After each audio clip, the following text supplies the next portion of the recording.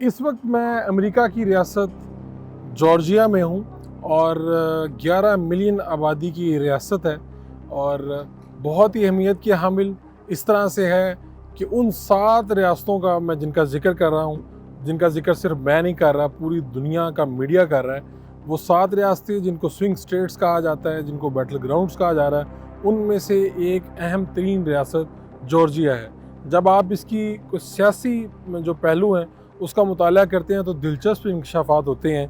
1996 के इलेक्शन से लेके आज तक 2024 तक जितने भी इलेक्शन हुए हैं यहाँ पे रिपब्लिकन जीते रहे हैं। सिर्फ 2020 में आप इसे मौजूदाती तौर पे आप कह लें कि जो बाइडन जो इस वक्त मौजूदा अमरीकी सदर हैं वो यहाँ पर कामयाब हुए थे और कामयाबी का जो तनासब था वो बहुत ही नॉर्मल था, यानी 0.2% का तनासब था। अगर इन्हें वोटों में देखें तो तकरीबन 13,000 वोट बनते हैं और पूरे मुल्क की जो तनासब है उसमें देखें तो ये बहुत ही नैरो मार्जिन कहलाएगा।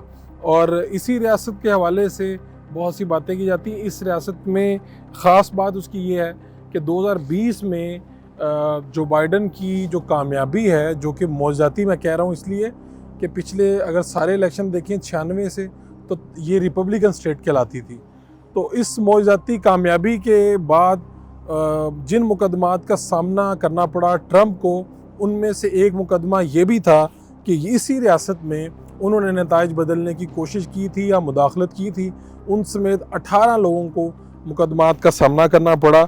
और इससे भी आगे दिलचस्प बात यह है कि अभी तक वो जो केस है वो किसी साइड पर नहीं लगा। ऐन मुमकिन है कि वो कब डोनाल्ड ट्रंप की मुश्किलात में इजाफा कर दे। इसके अलावा दिलचस्प ये भी बात है कि यहाँ की 1/3 हिस्सा जो है आबादी का वो अफ्रीकी नयाद जो अमरीकी हैं। मुल्क के जो स्याह फाम बाशिंदे हैं उनमें सबसे बड़ा तनासब में से एक तनासब यहाँ का है। और 2020 में इन्हीं लोगों ने बाइडन की कामयाबी में अहम किरदार अदा किया था, जिसकी वजह से पहली मरतबा 96 के बाद 2020 में यहाँ से डेमोक्रेट जीते थे।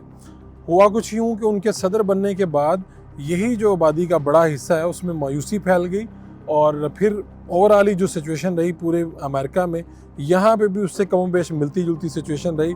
लेकिन जैसे ही बाइडन सदारत की दौड़ से बाहर होते हैं और उम्मीदवार कमैला आती हैं तो उनके स्याफाम होने की वजह से पोजीशन दोबारा से डेमोक्रेट्स इसमें इन होते हैं। जब मैं इस रियासत में सफ़र करके आ रहा था पीछे से साउथ कैरोलिना से, मैं जब एंटर हो रहा था तो मुझे यहाँ पर जगह मुख्तलिफ़ जगहों पर जिस तरह आप मेरे पीछे शायद एक साइन बोर्ड देख रहे हैं जहाँ पर कभी वोट फॉर कमाला और कभी वोट फॉर ट्रंप आ जाता है।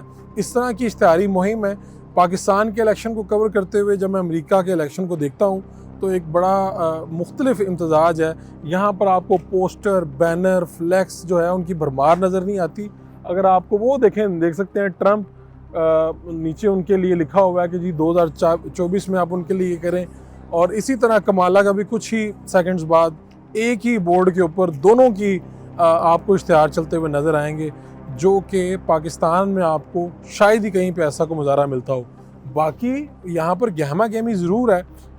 अमेरिका की हर रियासत का अपना मिजाज है, यहाँ पे भी लोग मुख्तलिफ मिजाज रखते हैं। लेकिन जॉर्जिया को इस वक्त जो डेमोक्रेट्स हों या रिपब्लिकन हों, दोनों ही बड़ी गहरी नज़र से देख रहे हैं। और एक बात ये भी है कि ये उन चंद एक रियासतों में से है, कहा जा रहा है कि जो पार्टी यहाँ पर मैदान मार लेगी वो पार्टी अपना अमेरिकी सदर भी चुनने में कामयाब हो जाएगी।